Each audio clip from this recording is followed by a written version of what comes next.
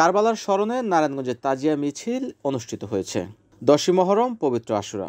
হিজরির সাল অনুসারে 10 মহরম কারবালার প্রান্তরে হযরত মুহাম্মদ সাল্লাল্লাহু আলাইহি সাল্লামের দৌহিত্র ইমাম হোসাইনের মৃত্যু দিবস। মুসলিম বিশ্বে ত্যাগ ও শোকের দিন হিসেবে এই দিবসটি পালিত হয়। রোববার 6 জুলাই দিবসটি উপলক্ষে শোকের স্মৃতি নিয়ে নারায়ণগঞ্জের বিভিন্ন এলাকা থেকে তাজিয়া মিছিল বের করা হয়।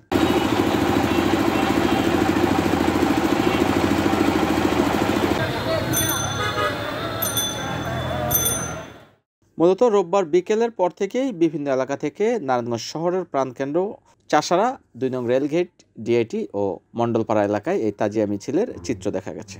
মহানবী হযরত মুহাম্মদ সাল্লাল্লাহু আলাইহি ওয়াসাল্লামের দৌহিত্র হযরত ইমাম হোসেনের শাহাদাতের এই দিনে কারবালার প্রান্তরে বিভিন্ন স্মৃতির প্রতীক তাজিয়া ও আলমঝুলা তাবত নিয়ে সমবেত হন তারা। তবে ইসলামিক স্কলারদের মধ্যে অনেকেই এই তাজিয়া মিছিলকে বেদাত বলেও আখ্যা দিয়েছেন।